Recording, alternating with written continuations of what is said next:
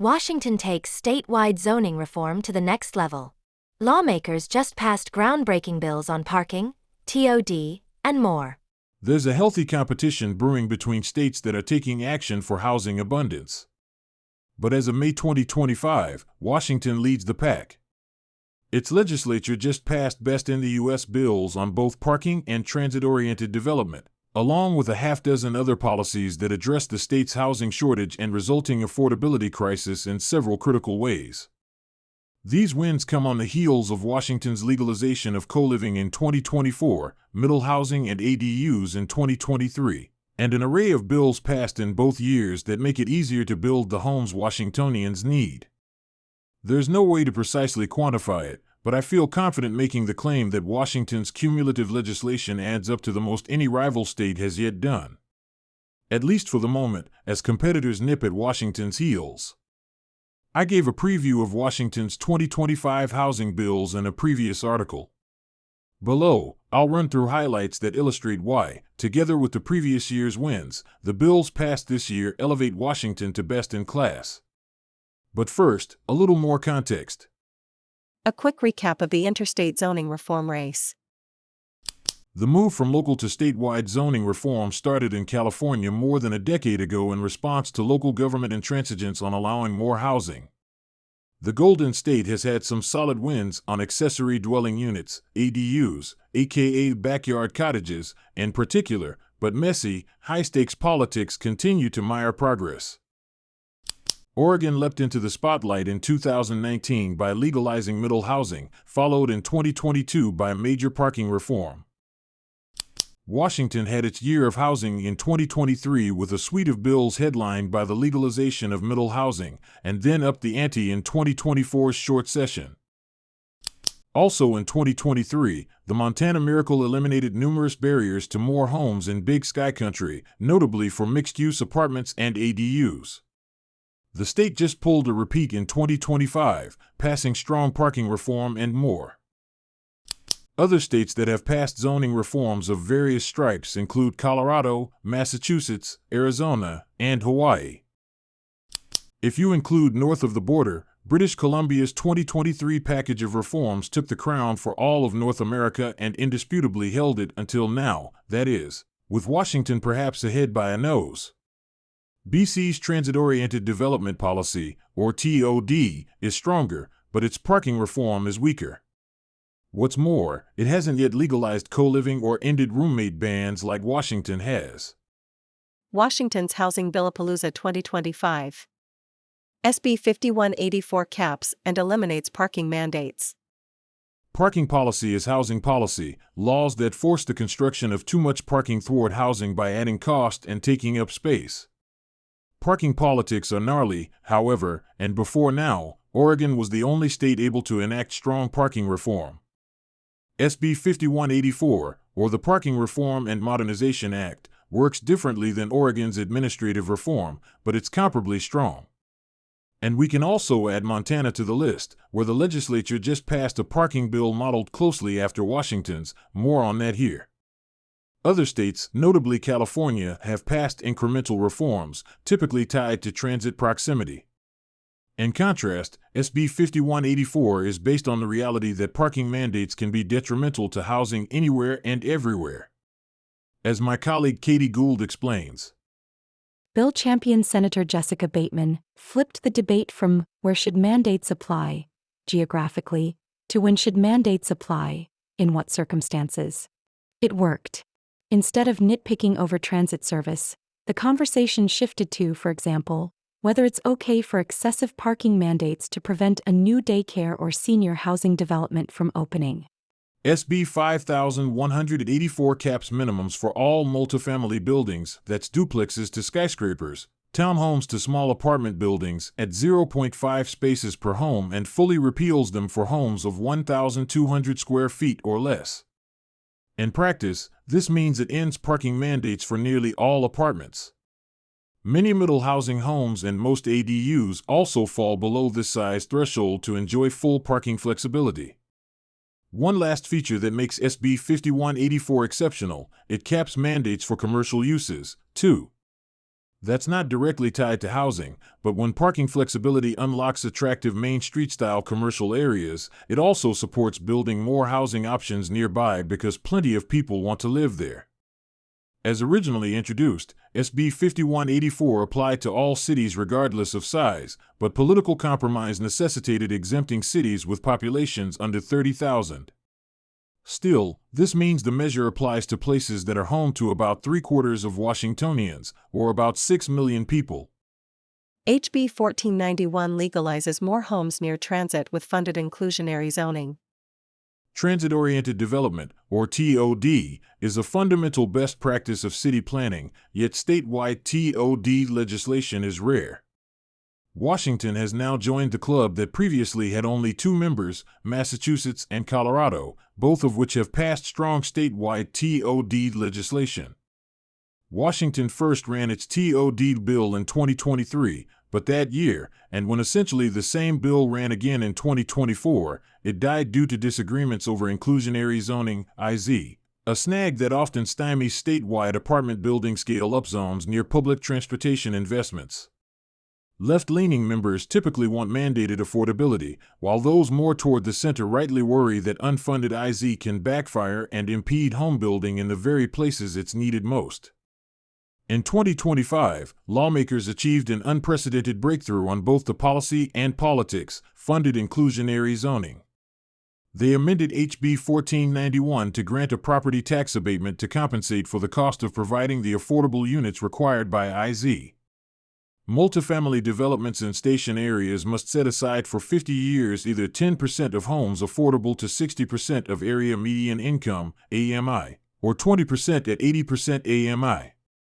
And the value of the residential portion of the building is exempt from all property taxes for 20 years. HB 1491 uses the metric of floor area ratio, or FAR, to set minimum densities that cities must allow near transit, FAR 3.5, about 5 stories, within a half-mile of rail stations, and FAR 2.5, 3 to 4 stories, within a quarter-mile of bus rapid transit stops. By one estimate, this law will unlock 1.8 billion square feet of new capacity for more homes in the Puget Sound region alone, where most of the state's transit is located anyway. The bill also completely repeals parking mandates in those station areas. The combination of strong upzones, parking reform, and funded IZ makes HB 1491 arguably the strongest TOD legislation yet passed by any U.S. state. HB 1096 allows homeowners to split their lots. It took 3 tries for Washington to pass a lot-splitting bill, a measure that will both create more starter homes and give cash-strapped homeowners a financial option to age in place. In 2023 and again in 2024, the bill passed overwhelmingly in the House but then became a casualty of politics in the Senate. The 2025 bill, HB 1096, passed on nearly unanimous votes in both chambers. It requires cities to adopt a special lot split process that's easier for the typical homeowner to navigate than the unit lot subdivision commonly used for townhouse development. The process must be administrative and is not subject to appeal. Designed to complement Washington's Middle Housing Bill, HB 1110, from 2023, HB 1096 likewise allows split-off lots as small as 1,000 square feet in cities larger than 25,000 or that are located within major metros. The bill authorizes only one lot split using the process. It also establishes guardrails to ensure that the split lot can be served by utilities and does not encroach on environmentally sensitive areas. SB 5148 strengthens accountability for local governments to add housing. Passing statewide zoning reform to allow more housing is no guarantee that housing will actually get built. States also need systems for monitoring housing production, for assessing local housing plans and regulations, and for holding cities accountable if they are not allowing their fair share. California has had a housing accountability system in place for decades, though unfortunately it was designed in a way that has made it difficult to enforce. As directed by a 2023 bill, Oregon is developing a new, comprehensive system that will set targets, track production, and likely establish automatic upzones for noncompliance. In 2023, British Columbia enacted a system that sets housing production targets for cities, and those that fall short are required to submit planned actions to be taken within 2 years. Compared with these, Washington's SB 5148 is relatively simple and is likely just the state's first step toward creating a more robust accountability system. The bill grants a state agency new authority to review and reject local housing plans. If a city or county fails to bring its plan into compliance, it triggers a builder's remedy that requires automatic local permitting approval of any residential development, as long as it's located where zoning allows housing and meets certain affordability requirements. HB 1403 reduces risk for small-scale condo development. Throughout the United States, construction defect liability laws have hindered condo development. These laws can be especially prohibitive for small-scale condos projects, whose builders lack the deep pockets to pay exorbitant legal and insurance costs. Washington's middle housing legalization heightened the need for reforms to better balance liability and risk, as many communities hope to see more ownership opportunities in the form of middle housing scale stacked flat condos. HB 1403 addresses that need by authorizing an alternative to the problematic implied warranty currently mandated by state law. Developers of condos with 12 or fewer units can provide a 2 to 10 express warranty from a private third party, as is commonly done for detached houses. The bill also clarifies language in the condo liability law to reduce spurious claims, and it exempts condoized ADUs from envelope inspections normally required for condos.